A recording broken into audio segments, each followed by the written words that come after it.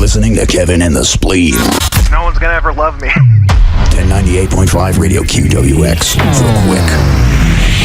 Bussin', no cap. No cap. Really smack you in the ass with flavor.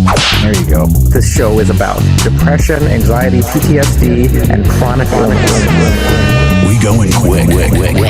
We're trying to keep you on the path to the ride home on the evening time. It's a fucking zoo. Make it Quicks with the Quicks Radio. White lives do not matter.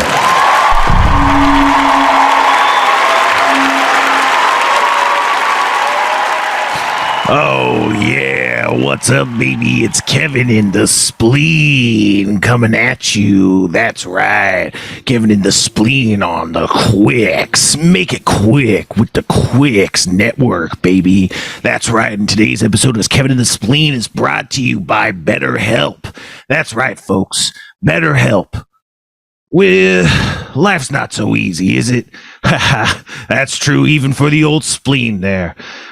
I just wish sometimes it could come with a user's manual. Well, there's not that, but luckily there is BetterHelp, which is just as close as you could possibly get. Now, I know I've been going through time and time again telling you about this and that, and it turns out every time it turns out to be an MLM, but not this time. This is just a... You know, they probably wouldn't even want me to mention MLMs in the fucking ad copy because that sets the wrong idea. But, you know, it's really not that at all. It's more of a service that you can connect to a team of licensed therapists across the country and get the help you need. I got help with my VD. That's right. Use the promo code Goblin Flakes for 20% off your first therapist at BetterHelp. And now back to Kevin in the Spleen. What's up, Kevin? How's it going? Hit that. I wish I heard a sting that was on our, you know, our intro that we should isolate that. Yeah, which we should like definitely do. You saying chronic illness and then it going burr, burr, burr, burr. I think we gotta have that in the fucking sound. We gotta get Gaston to make us some good stings. That would be amazing. Some stings. Get some Gastonot stings in the house. That's right. Today's topic is, of course, the strangest vaginas you've ever encountered. Let's get started, Kevin. Oh! I'm married. I can't. No. All right, Kevin's exempt from this round, but he's going to have to stay in the penalty box. Chronic illness. That's right. Let me tell you about a vagina I saw. It was on a dead cat. Chronic illness. What's up? What's up, Kevin? Tell us about the pitch of the pup, Kevin. Well, I mean, as I've mentioned, I drive an electric car, so I don't really, smugly here as I possibly can say this, don't really feel the pinch of the pump. Wow. But aren't electricity prices skyrocketing? Not here. And I have this thing that you can opt into with the power company where your power price changes every 5 minutes depending on load. So if I just tell my car to charge at 3 a.m, it's pretty close to free. Sometimes it's even negative pricing, so they pay you to use power. That's what you want. Yeah. They should be paying me to use power. It's rare, but it kind of feels nice just to turn stuff on and be like, I'm getting paid for this. Yeah. So you have some sort of system that moderates your power usage or something? It times it? I really nerdy scripted this thing up that just checks every 5 minutes what the power price is. And if it's negative, I just turn on everything I possibly can in the house. Sure. I would want to do that manually. Have like a timer set to 5 minutes to check the price of electricity, and then I could go flip everything on or off. I think I could. That sounds like a good way to save money. It's such a waste of time though, because it's like, you know, literal pennies we're talking about here. It's just more of a feel good thing of like sticking it to the power company, you know? Yeah, for sure. You know, I don't know. It's all fucked, you know. You gotta get it somewhere. the whole thing. I think that's like something that's bad about our society these days. Is I feel like everyone has seen past the like veneer into the gross reality of what everything is, and everyone's like, okay, so I guess what I need to do is find the scam that I could hook into. And I think it is like that, where it's not necessarily like I'm gonna, bilk other people, but it's like, which of these cheated systems that is, in ascendance as a result of recent power grabs or whatever the fuck can I leverage until the market corrects, because like it feels like everyone's like, yeah, no, everything's broken, everyone's rich is rich because they're cheating in some way, and so like the only way forward in a world like that is to find the exploit that I'm going to exploit, which feels very dystopian. It feels more likely that you can get rich by taking advantage of something than it is the conventional way. Well, that's the thing, is that when you reveal, the American dream to be largely a myth or whatever, and you look at, the upward social mobility in America compared to a bunch of other countries, then it's like, well, yeah, it is hard to actually become rich in America with everything there is. So it's like, if that's a lie, then what else is there? I mean, we've always had kind of moonshot dreams in society, like rock stars and celebrities and pro athletes and stuff, and people have always been like, maybe this is my ticket out of here, but that's been like among other stuff. And I feel like now more than ever people are like, and I'm not saying this is like, what is society like, why are kids these days so fucked up, but I think a lot of kids, they want to be YouTubers or streamers and stuff, because it's like that is one of the things that still exists. And it's like, maybe you can hit it big, but it's like, yeah, but everyone has to hit it big, otherwise you're just getting fucked somewhere. Like if you don't like get, catch your lucky break, you just are going to be screwed. So everyone's just like, I feel like a lot of people are tuned to like, the only thing I can do is catch a lucky break or be fucked, which is interesting. I don't know. How do we get on this topic? I don't know. Do you feel that that's kind of what Hollywood is, though? Is that it's just people catching lucky breaks rather than people with the true talent really succeeding? Or what percentage is that? I mean, it's probably a little more luck than talent, but it's both. I think it's just really solidly both, because like the luck strikes and the luck has to strike. You can't not get lucky. Like Charlie Chaplin can't like stumble his way and keep failing and still get a show. Like you don't break your leg and still win the pitch. It's like when you have to get lucky to get a deal, to get whatever, to get going, so you can't not get lucky. And then the talent is just a separate issue, like I think the vast majority of people have some amount of talent, whether that's the interpersonal skills to sell the idea in the room, in the back halls of power, or whether that's the talent to actually execute on the page and in the, room and in the on set and stuff. People have different talents. And then there's some people that are probably kind of bad and then have, the ability to lie, or they have connections or whatever, but you can make up for a lack of talent on some level, but everybody has to get lucky, Yeah, I'm trying to think of somebody that I would argue really doesn't have talent and it's pure luck, but I can't think of someone that's I'm not going to get yelled at for. Actually, no. I think there's one person I can probably claim that is pure luck, is Steven Seagal. How is that man still employed?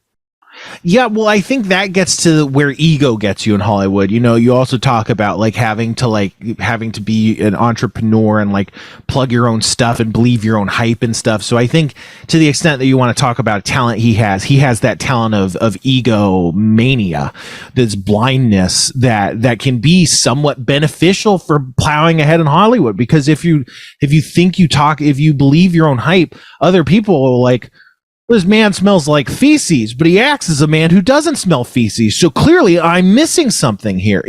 That is like this weird kind of dynamic that can take place in Hollywood.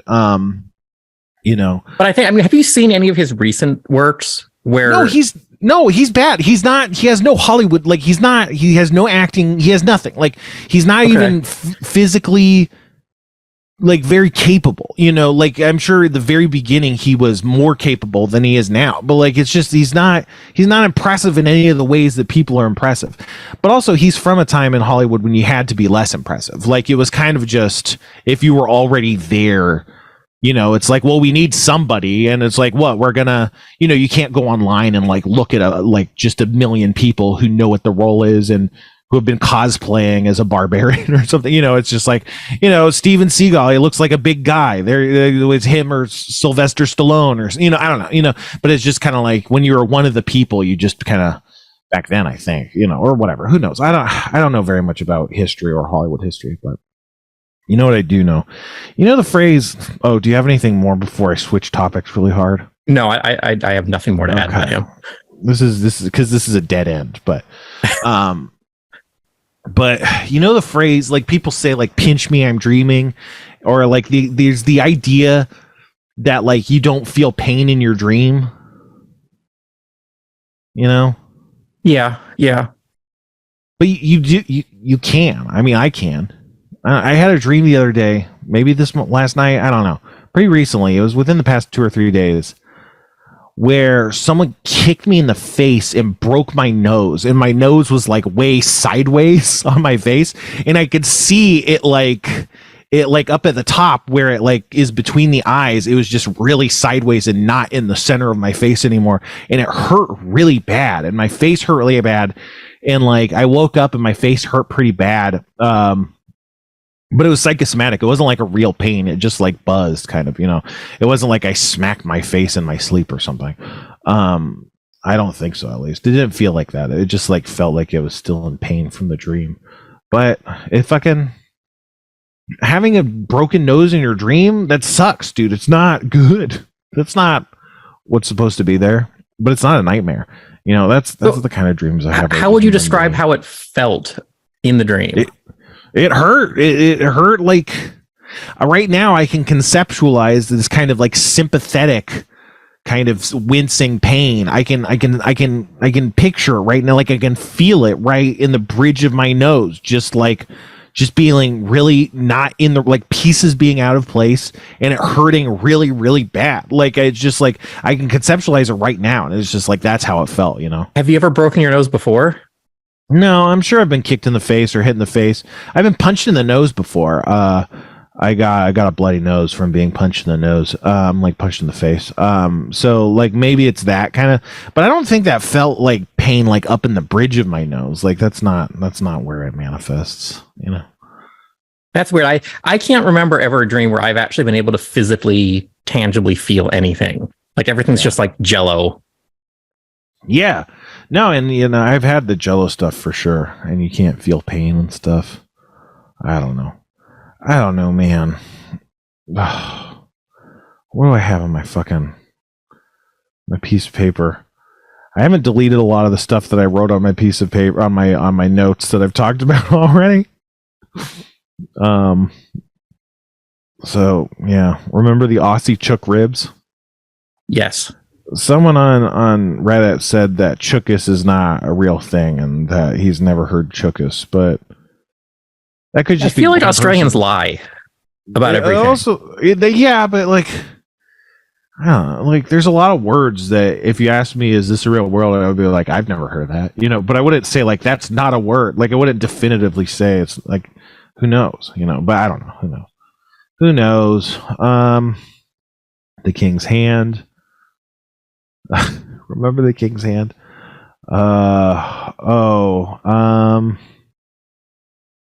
Man, I was thinking that we gotta do the Tinder.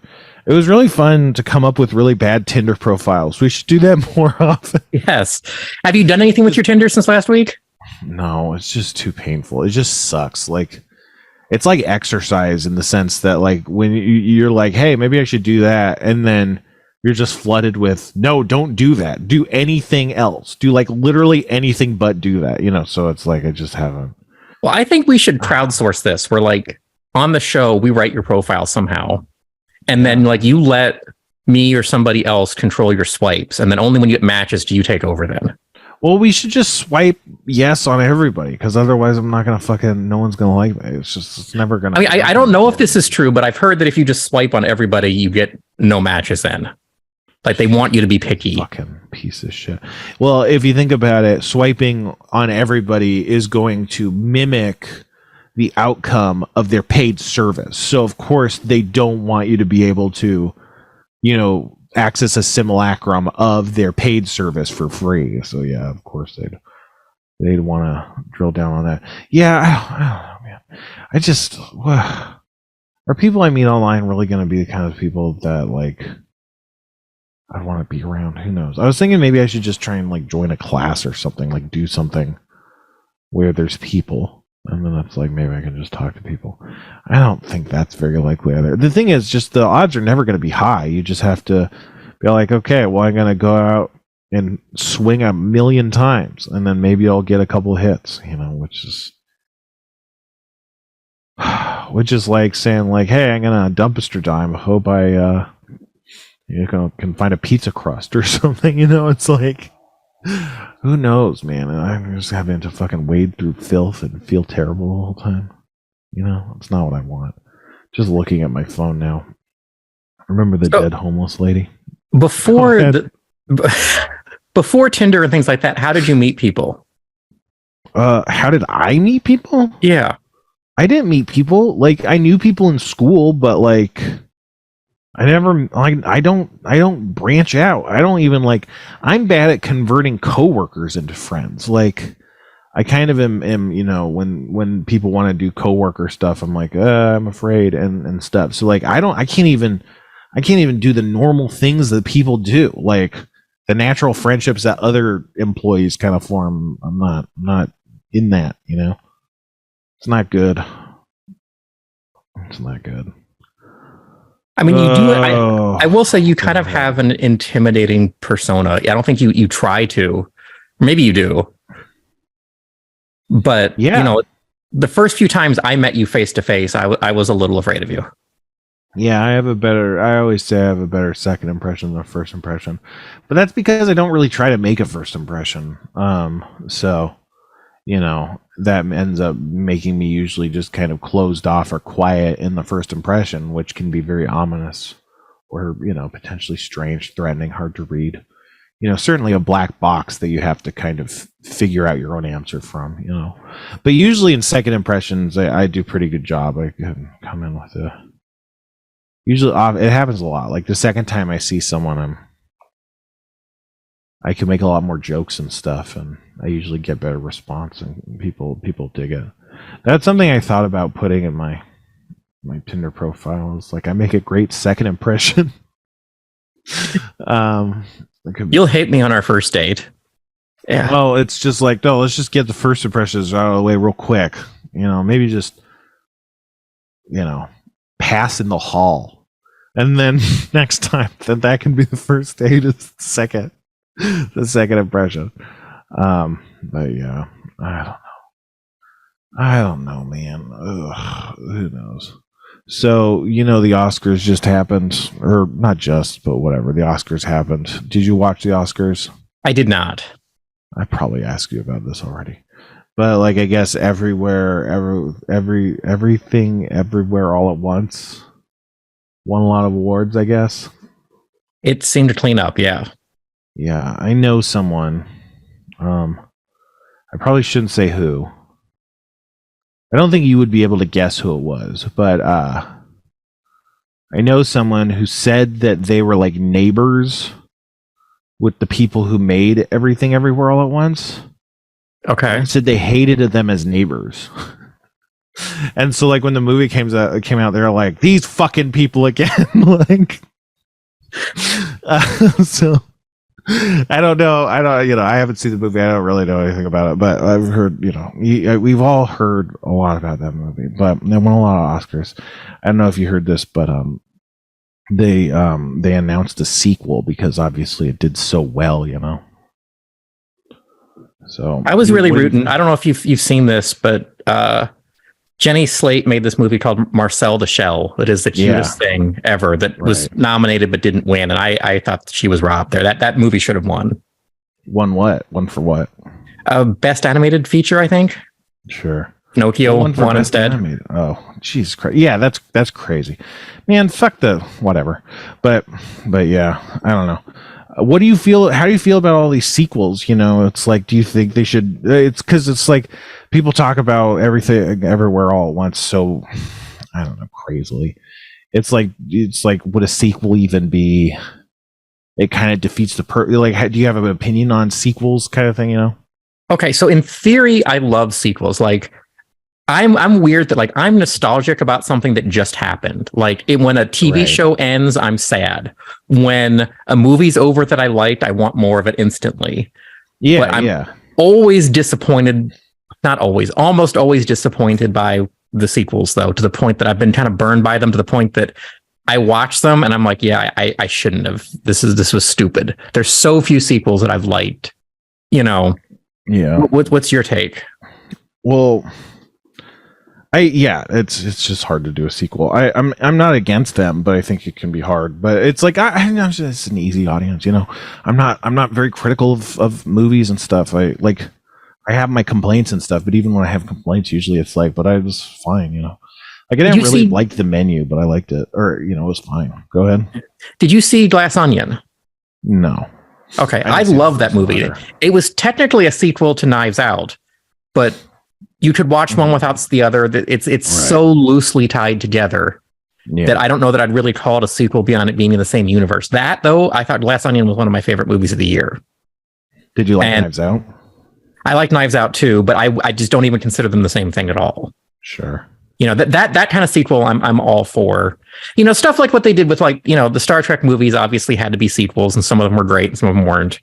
You know, that obviously has a more obvious formula than a lot of other kind of movie concepts. Right. So stuff like that, you know, the 28 days, 28 weeks later movies, those worked, but also too, they weren't really that connected to the earlier ones. You know, it was the same universe, but not really this, like, okay, let's pick up where we left off. That's where I think they kind of fall apart. Mm-hmm. Yeah, no, I think like kind of what you're talking, like what you just said, Glass Onion. I didn't watch it or whatever, but conceptually, the idea of a sequel being like a really different kind of thing, a different feeling thing, I think that's the way you do it. I think Griffin Newman on Blank Check and stuff has talked about how like a really cool way to do sequels that some people do that's often can be successful is instead of the second half of the first movie, it's if you had to pitch an alternate first movie like that coexisted, like, but it's like it has to, it's like in a very, very similar world, what's another take, you know? And then it's like usually that works because it's not saying, you know, oh, what's Indiana Jones gonna do next? It's what's Oklahoma James gonna do. Or so, you know, it's like you get with a different character and a different set of circumstances, and you can still have the same world and a lot of the same rules and the same tropes and stuff, but like exploring the same thing from a different angle can be a lot more satisfying than like continuing the thing, which I think I talked about this in the past, but like the thing is when you make the first thing, everything about it is meant to sell the idea and the themes and the character story you're going for. So like Last of Us is like, have you watched the Last of Us show? I can't remember. Just a little bit of the first episode, and then I was just going to binge it later. Yeah, it's over now, or the first season's over, so you got to watch it. But you know, the first game, it's like it's such this tight story because they knew what story they wanted to tell, and then the second game, it's like it's just another story, and it doesn't feel the same because it's in the same world and has the same characters, but the world and the characters were made with the intention of building this very specific emotional story. So it's like it's not going to adapt itself as perfectly to just another story because that world and those characters weren't built for that. You know, so you ideally can find some sort of evolution that feels true enough to those same themes and characters where you can introduce new characters that can reflect on older elements in a new light, you know. But that's the same thing as like the movie sequel, like the kind of different take movie sequel concept, you know, where it's just a different thing. But I don't know, I gotta say, I'm not. I'm a bit worried about the sequel to the movie, because you know what they announced. I told you they announced there's a sequel coming out, but they announced the title, and do you know what the title is? No. It's Everything Everywhere All at Twice. It's Everything Everywhere All at Twice, Kevin. Everything Everywhere All at Twice. So, that whole movie rant was fake. That was all just a setup to get us to that point. None of those opinions are true. It's all made up. No, it's true. Those are my opinions. And I do want to, you gotta see, I want to talk about Last of Us.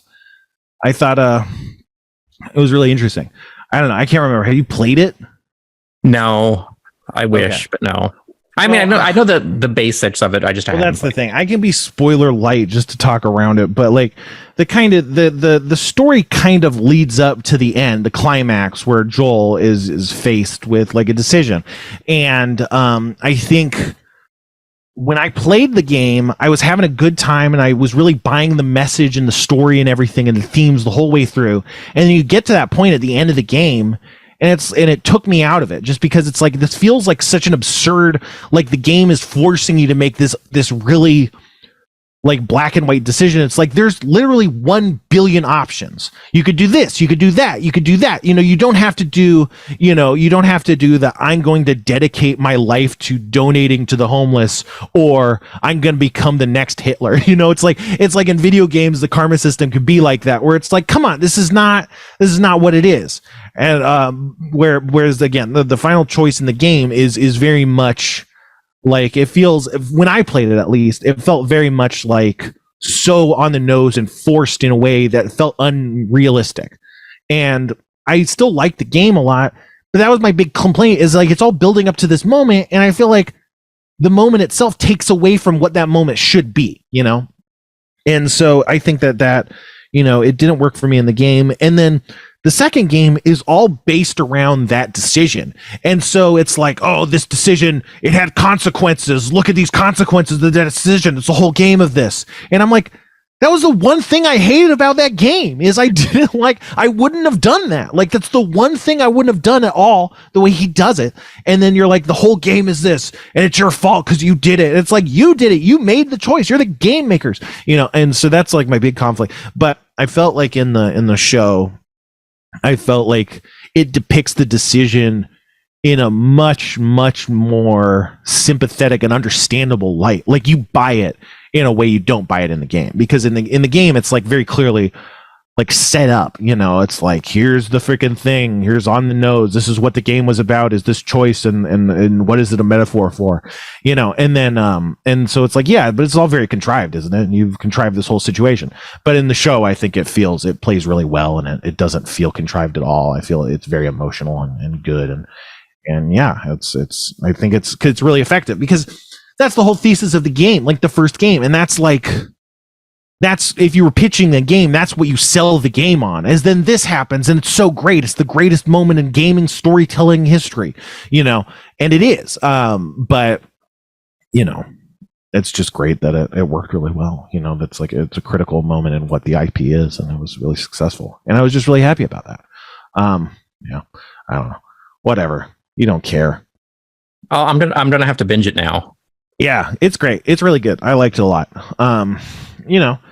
Not perfect, but it's good. I would have liked more zombie stuff, but I get why there's not zombie stuff, because what's interesting in zombie stories is the humans, and I'm Negan, I got the baseball bat, or whatever the fuck.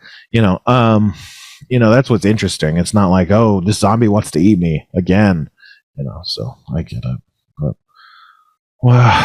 whatever. I don't know, man. What's that? We might not be able to do this. We might not have enough stuff to talk about. I tried to take notes today. I didn't take notes, or not today, this week. They didn't take as good notes as I did last week. So this is episode 98. Yeah.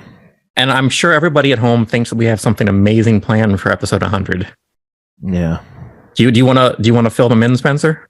Do you think we can get Brandon Johnson? It would be cool to have Brandon Johnson again. I really we liked could when we ask. had him. It was a long time ago when we had him, but it was really fun talking to him. He's great. Do that. But, I guess people watch and let us know who you'd want to see on our 100th episode. I bet we could get Jeff to call in. We can try. Just call in. Not do the show, but maybe we could get him to do a pre-record. I just listened. Hollywood Handbook is one of my favorite podcasts. It's a really weird, zany, silly podcast that's gone through a lot of twists and turns. It has its own lore and stuff. It doesn't get deep into its own lore like other comedic stuff does, And it's maybe less like that than even Comedy Bang Bang, which I wouldn't say is very deep in the lore, but it has pretty strong lore. Whatever. I'm saying lore so many fucking times.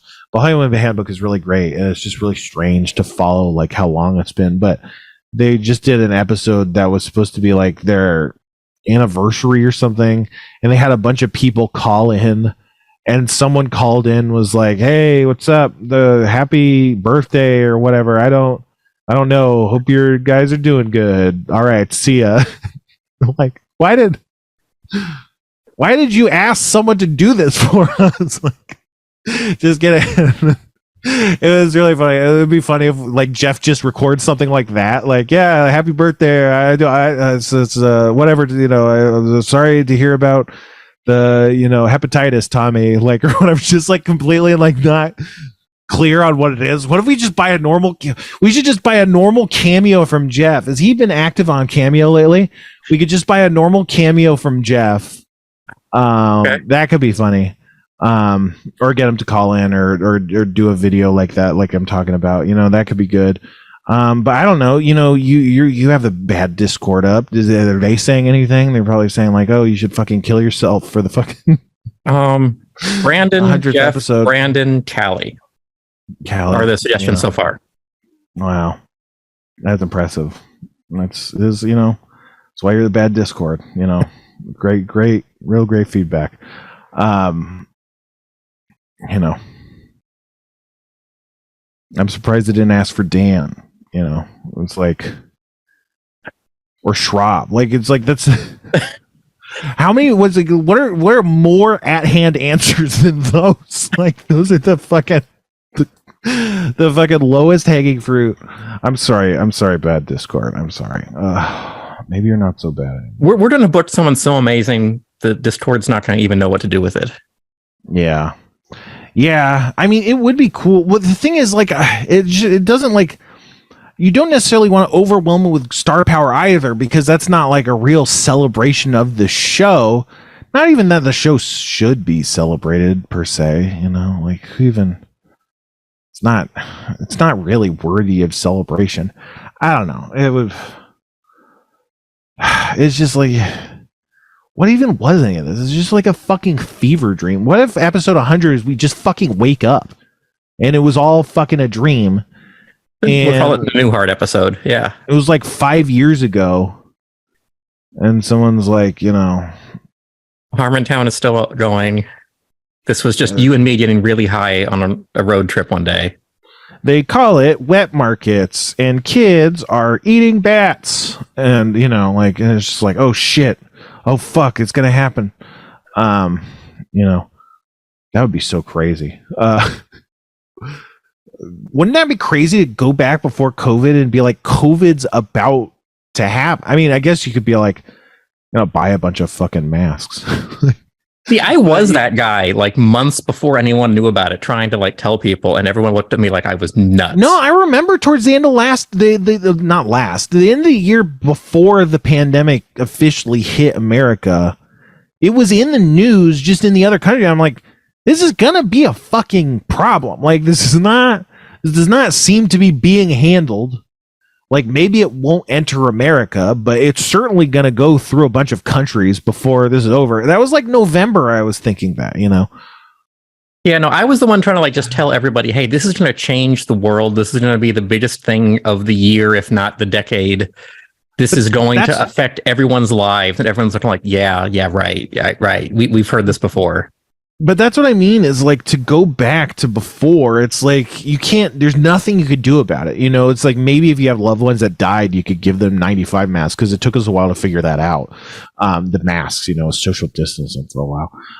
But I even had masks that I could not give away to people. Right. Yeah. Do you remember I was reached out to you and like everybody else going, "Hey, I have boxes and boxes of these things. Please, will you take some?" And everyone was like, you did, I think. I vaguely remember that. I don't know. I don't know. Were they surgical masks or were they N95 masks? They were N95 masks. And like, I was just like fighting. And I finally found a doctor's office that just took like a pallet of them off of us. Wow. Because nobody else would. Wow. Kevin was a COVID hoarder. Kevin's a COVID hoarder, everybody. I was. You were hoarding pre-COVID back when it was okay. I keep saying Corvid. Kevin's a Corvid hoarder. I'm a crow. You fucking stockpiled 1 million crows. Jesus Christ.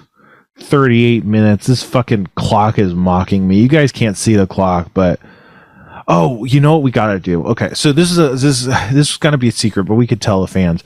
I think you have, I must have lost it again, but I think you have the file of the That Happens logo. I think we gotta take that and take my head and make it about 40% bigger and then make that the new logo. And then like maybe in another 6 months, I think we got to make it 40% bigger again until it just like it keeps just getting bigger, like until it's like it's eclipsing Jeff's head, you know, it's like slowly eclipsing Jeff's head. Okay. But Jeff stays the same size, and then eventually my head will, I think, you know, it'll go off screen. You know, I think that could be really good. I don't want to take Jeff off the thing, but I think it would be funny if my head periodically got larger in the fucking... Okay. Move your eyes so that they're just slightly like glaring at him a little bit on the first few passes. Yeah, you could have it a bit to the right. You could have the eyes a bit to the right. But yeah. But you showed the people the logo. Were you going to try and show them the clock? Can you show the fine folks the clock as well? Okay. We're a video podcast. If you want to see the clock, here it is. This is the clock. Wow. Wasn't that worth it?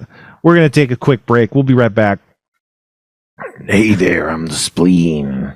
I'm here to talk to you about BetterHelp, you know.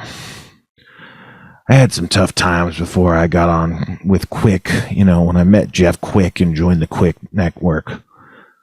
He had been through some rough patches, and, you know, I wish I could have had a therapist to go through it. That's what I like about BetterHelp. You can connect to therapists all across the world, highly trained, licensed technicians who are forklift certified. They'll get you going where you need to go on the right path. Take it from me. BetterHelp. Get forklift BetterHelp. It worked for me. Now back to the show. What's up? We're back. It's me, the Spleen. I decided to stop talking like that. I got sick of it. You know, I'm just going to do the rest of my radio career with this voice. That was a great depressed Wolfman Jack. Oh, yeah. The Spleen is best thought of as a depressed Wolfman Jack. Man, okay. So here's a question, Kevin. Here's a tech question. And I guess it's not much of a tech question. Someone just sent an email. Here's the tech question. Is it worrisome when you open your Windows computer and it's like booting up and then you quickly see like black command window box pop up and disappear real quick? Because that seems like it's like a script being run or something, you know, but it also feels like it could be like a program booting up shittily or something, you know, like a background process. So it doesn't seem like it's necessarily like code red, but at the same time, I'm like, I do not like seeing that. I mean, either way, it's a lazy programmer, you know, it's so easy to hide that. So either it's malware that the person just didn't care that wrote it, or if it's some legit program that the same story, you know, someone just didn't care what they wrote. I fucking hate Windows computers, man. I gotta get a I gotta get I gotta like go through and scan my computer or something. I haven't done that in a while. So Mar Mirinda has sent me a message on Patreon who says, I hope you see this now. Bye. Hey, Kevin. Oh, hey, Kevin's weather is dark and snowing, but you got sun, ? Ask him if he cares about all the fucked up weather, hail, and snow today.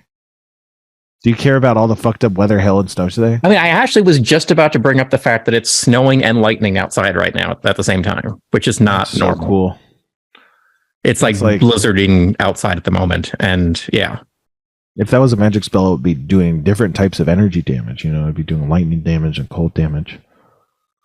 Just some fun facts.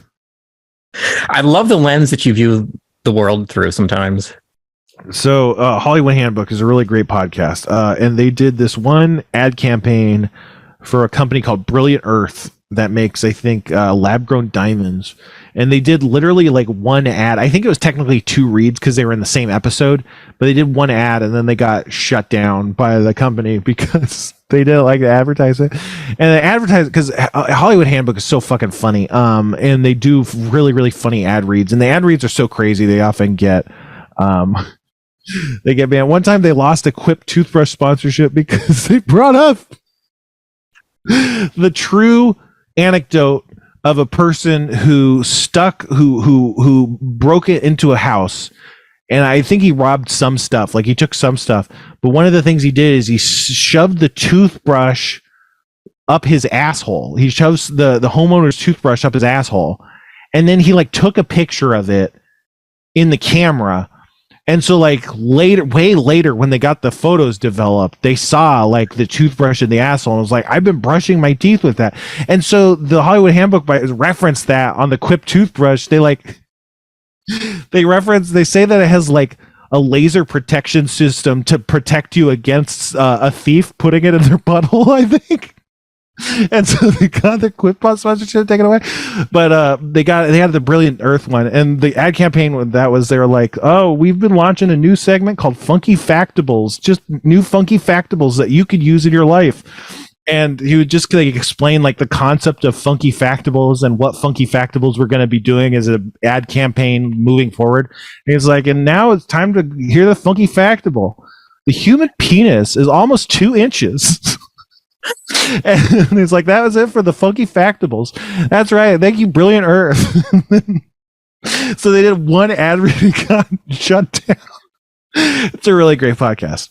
I don't know why I was going to bring them up, but you know what good podcasts have, Kevin? What's that? Is freaking quizzes and segment games that the people on the podcast play, just like we did last week with the Mountain Dew quiz that no one commented about, but I assume went over really, really well and was really popular and exciting for everybody. You know, I gotta believe it was exciting. So we got to do another one of those, you know, don't you think? We have to, you know, and I thought we should mix it up and incorporate more feedback that people have sent us to prove that we listen to it, because sometimes I say that and then I don't do something that someone has sent me, and then that sends the message, fuck you, I'm lying about caring about what you send us. So, you know, we got someone, we have someone who's going to present the quiz for us. So is that fun? And so maybe I can actually play along with you as a contestant, because we'll have a new, I don't know what you call it, host, game show host, whatever, you know, quiz host, whatever. Yeah. So, without further introduction, with just one further introduction, I would like to introduce our guest, Dr. Mindflayer. Hello, baby. It's time to get into that Mountain Dew quiz. What's up, Spencer? Kevin? Hey, I'm good. What's up? Hey, Dr. Mindflayer. It's been a while. Yeah, baby, it's been a while. Ha! Remember when I hypnotized you, Kevin? Or was that not canon? I can't remember. Ha! It's all kind of a blur. I don't really remember that day that well. I honestly don't know what he's talking about. So, you know, whatever. But whatever, you know, we'll move past it. That's right, folks. But you know what I like. He says something like that, right? The Big Bopper. Ooh, baby, you know what I like. and that's a Mountain Dew quiz. And that's why today's Mountain Dew quiz is version 2. It's a different version, and this version is it's called Do Truths and Do Lie. It's like 2 truths and a lie, but with Mountain Dew. Make your own pun and just insert it. You could do that. However, there's a lot of ways to get it across the plate. But the idea here is you're going to have to pick out the real Mountain Dew from amongst the options. That sounds great. Okay. So can I play? I don't know. You better not cheat. What do you think, Kevin? I would love to see how you play this. Yes, let's please, sir. Okay, great. All right. We'll take it away, Dr. Mindflayer. All right. Question 1. I'm going to read 3 options, and you got to tell me which one is the fake Mountain Dew. Mango Heat, Game Fuel Grand Alliance, and Peach Mango Down. Damn, that's tough. I'm going to have to think about that. I'm going to have to say it's Mango Heat. I think that's the fake one. That's the fake one? I think so. Well, this says this one's the real one. Is that true? I feel like I should maybe look that up. No, that's what it says. Let's just believe that until further truth. All right. Well, I guess I'm gonna guess. I'm gonna guess Peach Mango Down. No, that one's real as well. Both of you guessed real ones. You're supposed to guess the fake one. Did you understand the game? Yeah, no, I understood. Did you understand the game, Kevin? I think so. Okay. Yeah, no, Game Fuel Grand Alliance is not a real one. There was Game Fuel Alliance from the World of Warcraft promotion. Back when you can choose the Game Fuel Horde or the Game Fuel Alliance. But yeah. Okay. I think I thought I remembered that one being a real thing. I just didn't realize it wasn't called Grand Alliance. Yeah, I think it's a little cheap. It's a little cheap to just kind of vaguely tweak one word and say it's the fake one, but whatever. All right. Duly noted, and I'll take notes. But I am a mind flayer. I'm not Big Copper. I'm a different character. All right, question 2. Which one's the fake one?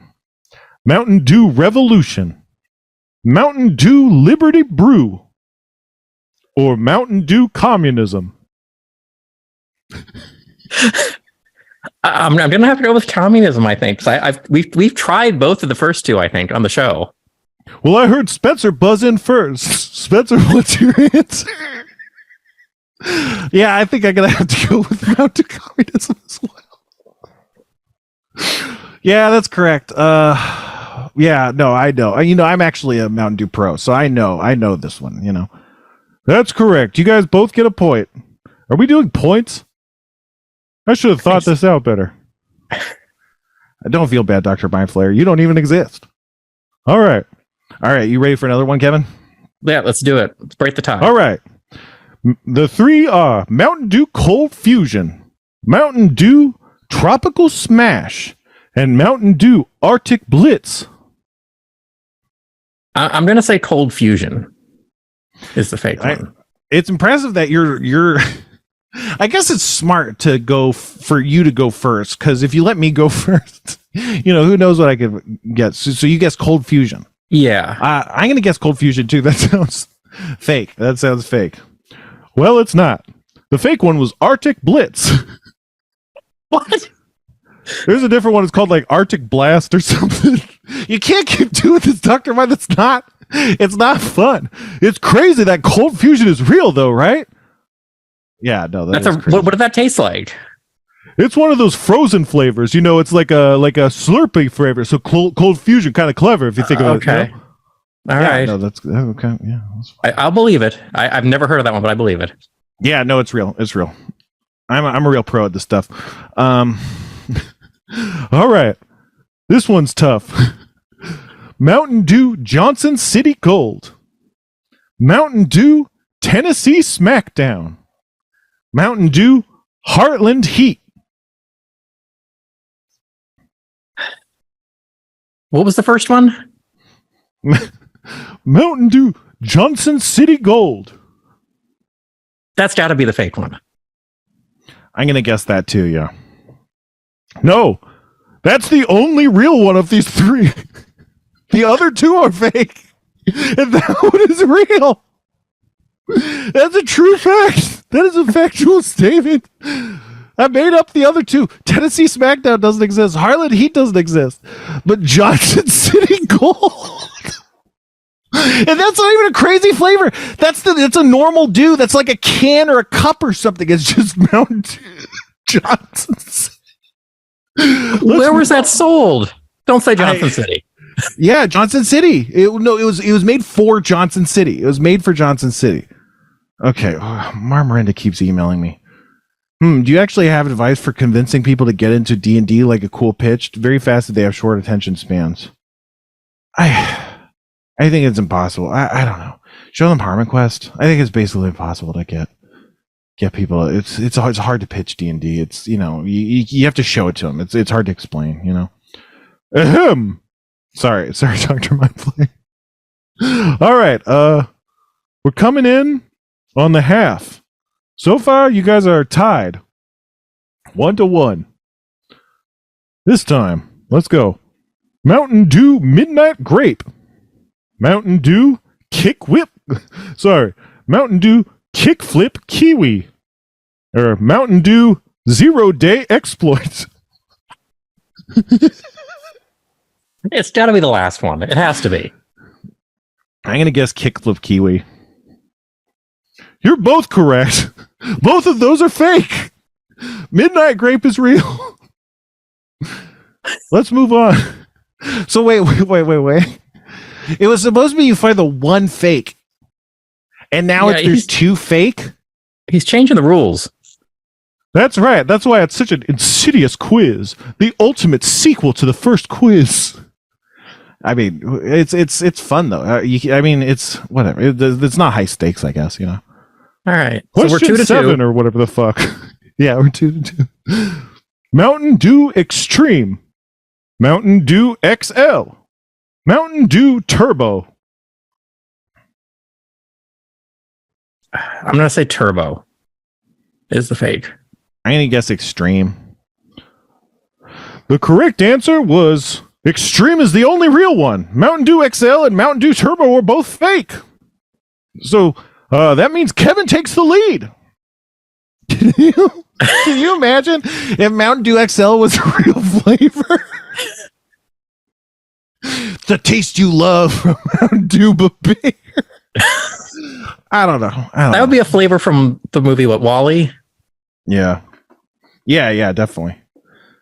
What do you think that tokens got pissed when NFTs showed up? Like, what calling kind of us fungible? What does that even mean? We're not fungible. What the fuck is that? Like a fungus? That's not what we are. It apparently means replaceable or indistinguishable, swappable. Well, that's what's good about tokens. That's why you want a token. Why does it? I don't know. This is. I could see the light. Thank you. This is my time, folks. I'll workshop my comedy elsewhere.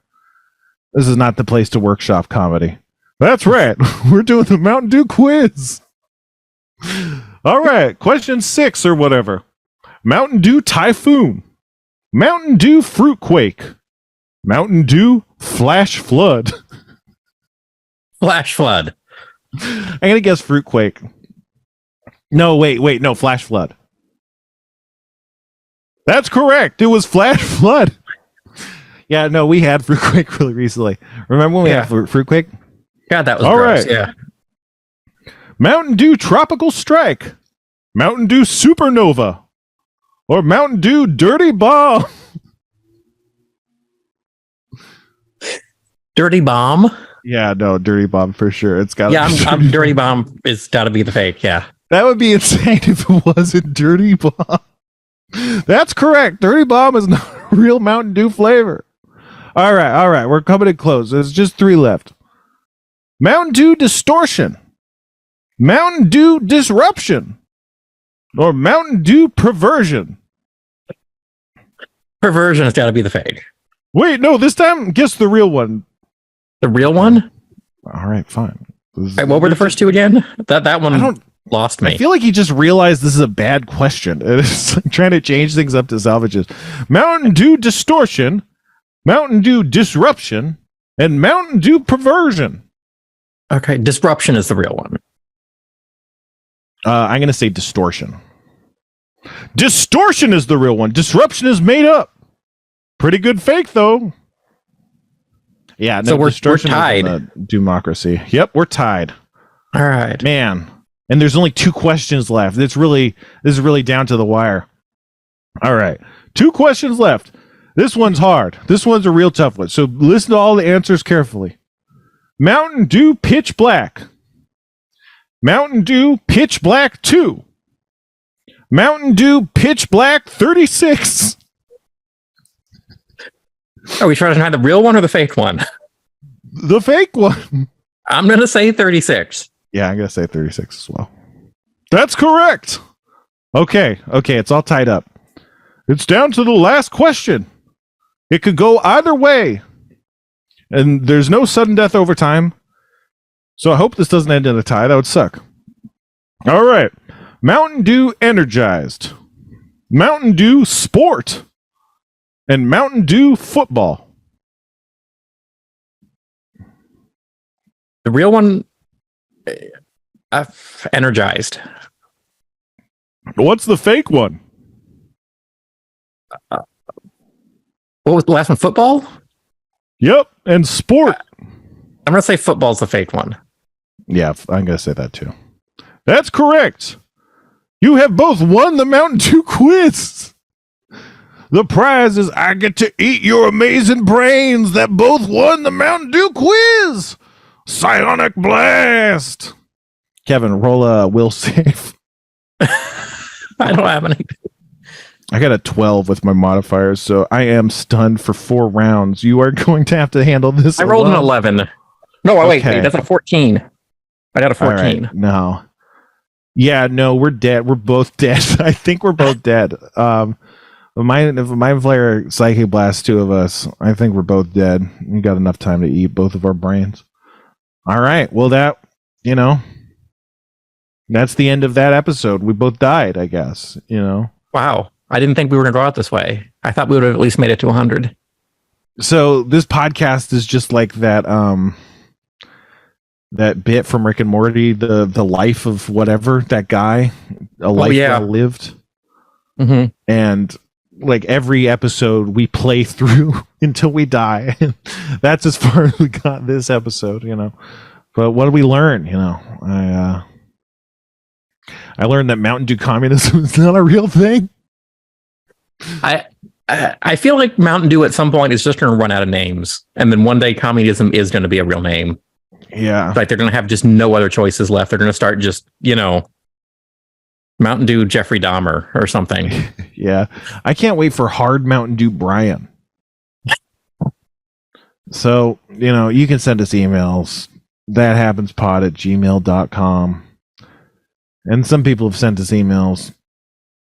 I'm looking at these emails. It's just making me really depressed because they're sent like 2 years ago or something, and it's like, remember 2 years ago when we didn't know? I've already said this, but like before we did the podcast was stupid.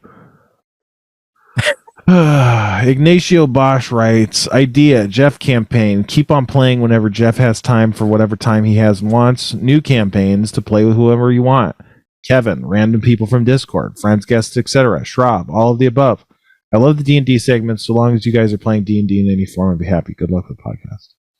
Ignacio Bosch, I'm sorry. We could not have failed you more. Do you have anything to say to Ignacio Bosch, Kevin? I mean, he was saying what we were all thinking. It just didn't work out that way. And I'm sorry. Yeah. I'm sorry too, That's how I feel about my life in general. It just didn't work out that way, Hello, Kevin. Oscar J. Ruiz writes, hello, Kevin, Spencer, and or Jeff. I'm only writing this email because you guys encouraged and suggestions for the show. I don't know if I would otherwise. It feels douchey, and I'm a little embarrassed for rewriting something like this. I do love the show, though, and I have a few ideas that may or may not help. Jeff and Spencer each have an idea of expertise whose skills overlap into D&D. Jeff's is improv and Spencer's DMing. As I, a listener, would love to hear more about each. Why not do segments where Jeff runs an improv workshop teaching Spencer and Kevin, which culminating improv groups? See, I told Jeff that I wanted him to teach me improv, and he did not seem interested. Well, he kind of played along a little bit, but I was just because I want to learn how to fucking. I only know how to be funny in the very narrow way that I've been funny, but I could be all sorts of other funny potentially, Anyway, Spencer could also teach Jeff and Kevin how to DM. This could lead to alternate DMs or one-offs in which Spencer could play a character while one of the others DMs. It's a good idea.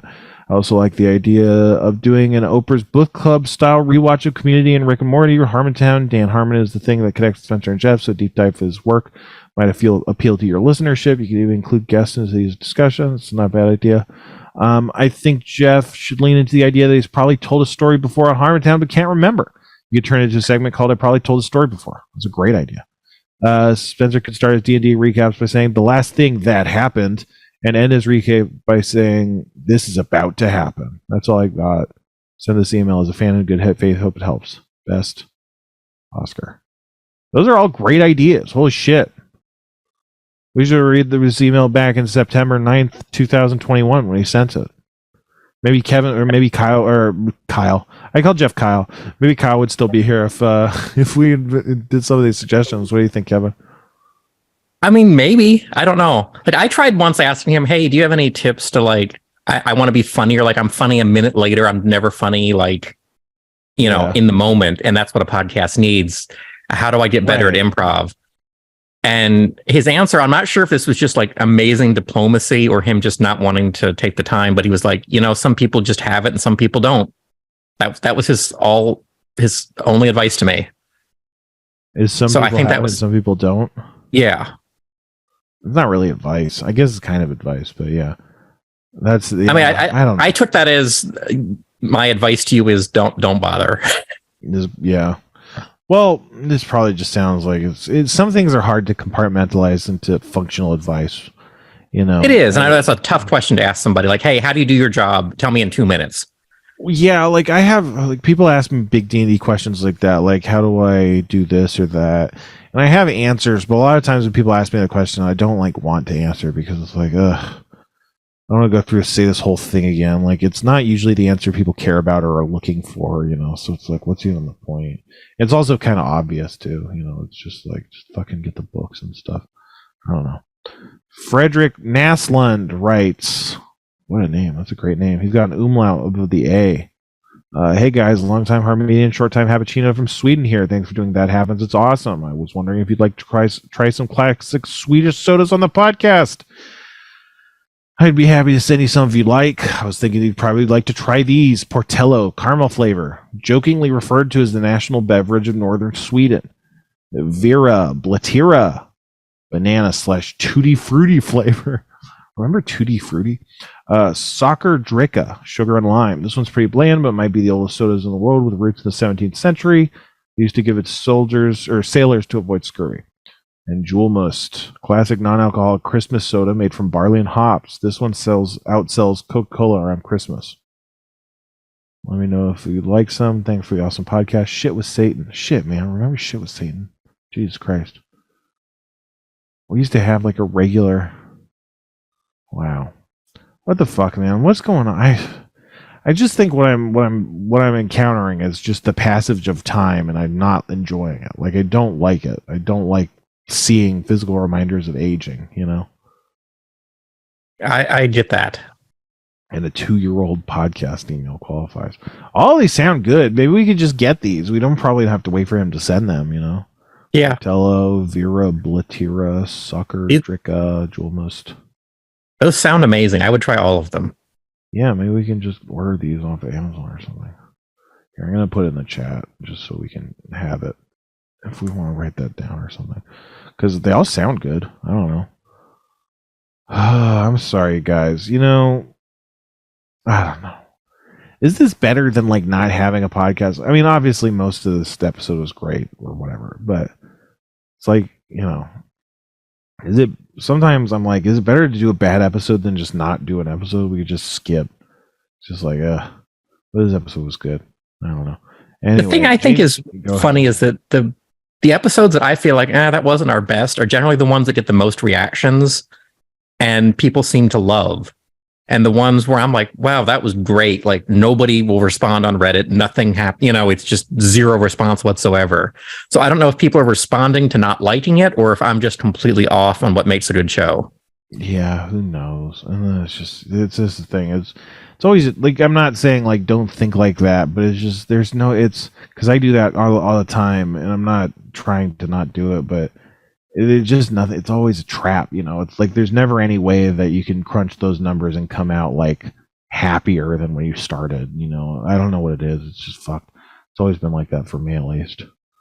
That's why people are like, don't look at stuff online. I think it's just like more potential for harm than good, but I don't know. I'm addicted to whatever. We're all fucked up. I got a type B personality disorder, Kevin. James Bostick writes, you guys, you see how many emails I'm reading? You guys, you got to send them more emails because I'll actually read them like this time. I'll read them this much. I'll read them so hard, you guys. I'll read your emails so good. If you please send the emails to thathappenspodcast or pod.com. Jesus Christ. Yeah, send us emails to that address. Thathappenspod@gmail.com is the address. I'm not sure who receives this or reads over these, but I know Spencer said he just did on the Crow episode, but I'll just type this out like I'm talking to you all. I'm Jambosty on most internet places. I did some drawings you guys posted. Thanks again for that. I love those drawings. As for the podcast, I think if you had an Ask the DM mailbag thing where players or DMs could send in predicaments or anecdotes or really anything, you read it and give your take. Jeff's take would be funny too. That's a good idea. If you want to send us your questions, sure, whatever, The emails can be about any fucking thing. But yeah, Ask the DM. That sounds great. For every Jeff sex story, there should be an equally long story about Spencer smoking weed and looking for crow friends. I generally come to this podcast for you guys. There's already a ton of just story time, not anything specific, and you're both hilarious. Yeah, I think it could be funny if I told long stories. Also, I know Spencer streams and enjoys games. I watched your Dark Souls punches run. I wanted to hear you lament about it to Jeff. Kevin, I played Dark Souls, but I was doing punches, and I don't have to lament about it. It was a lot of fun. I think I punched really well. I was like a punch fucking master. Watching you guys watching YouTube stuff would be amazing. That's something we could do, is watch more clips. If you want to like send us clips, we could watch weird stupid shit. I don't know. That's easy as hell. It's almost too easy. But I'm lazy, so that's good. Jeff, having Spencer and Kevin watch an old ass movie would be interesting. Jeff could play video games. That would be good if Jeff was still here to talk about old movies with Jeff. The soda drinking is cool, but I could take or leave it. Yeah, I respect that.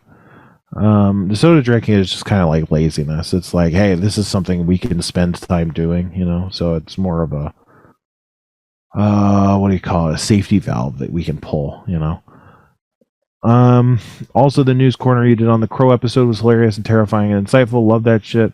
Speaking of which, the Nazis are at it again. What are the Nazis doing, Kevin? They're at it again? Yeah, they're at it again. I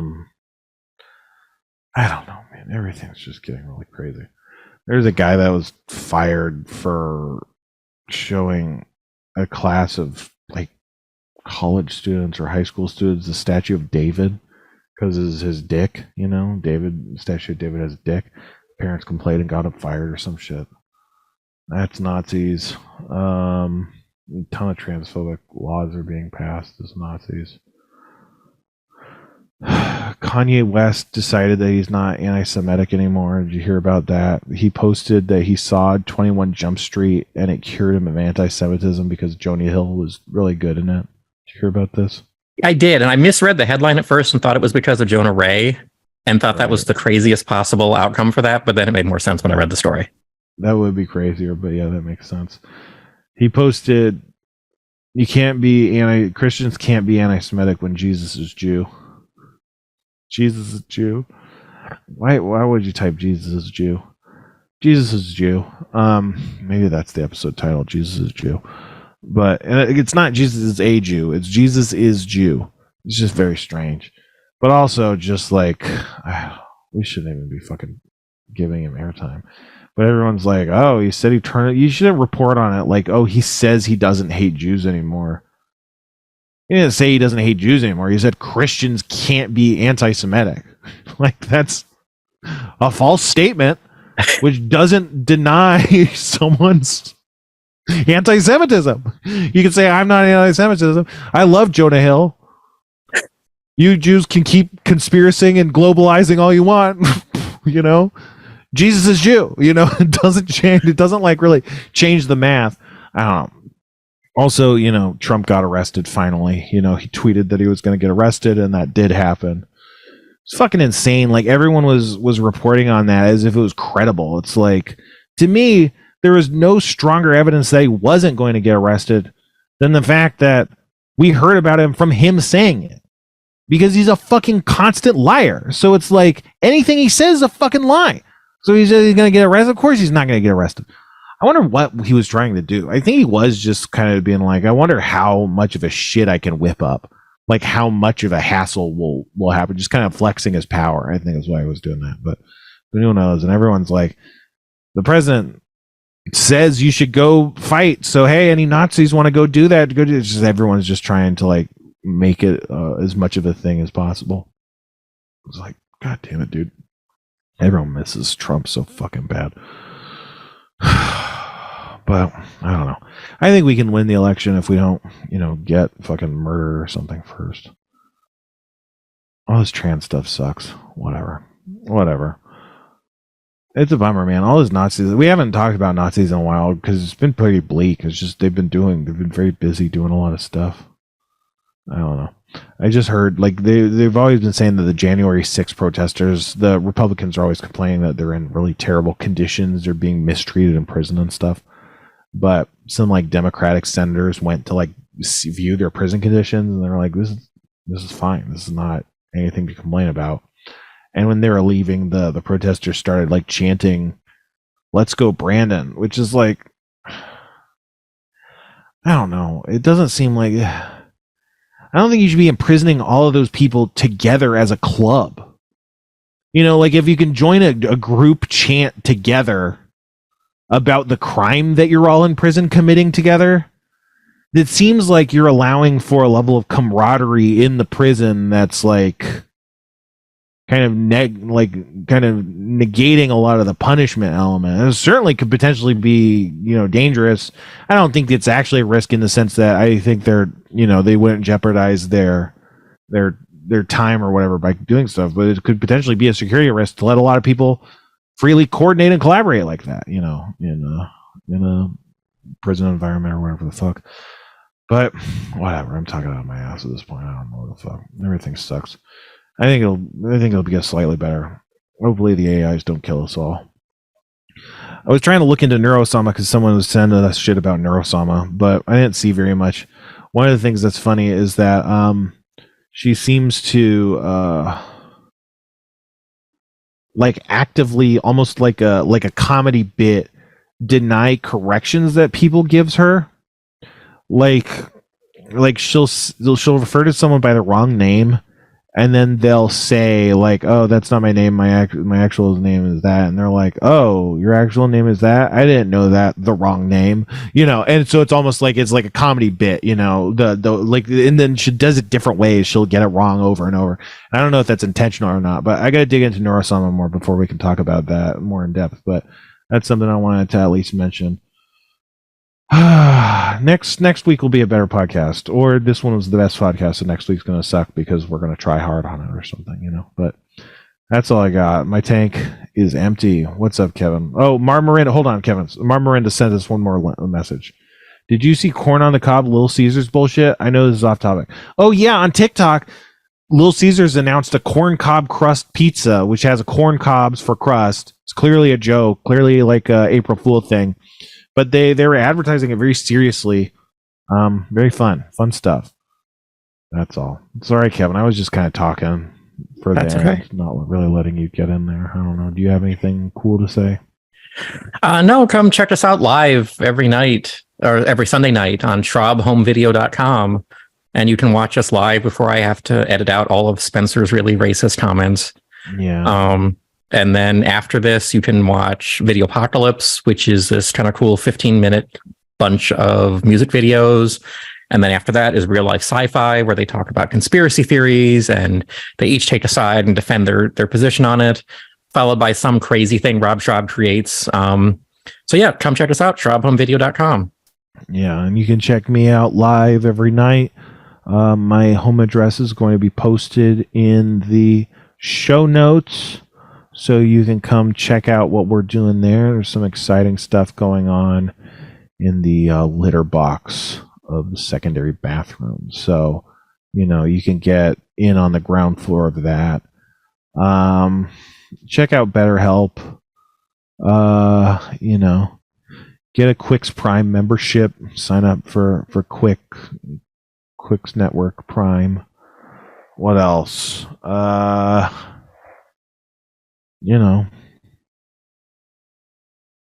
don't know. Shit with Satan. Why not,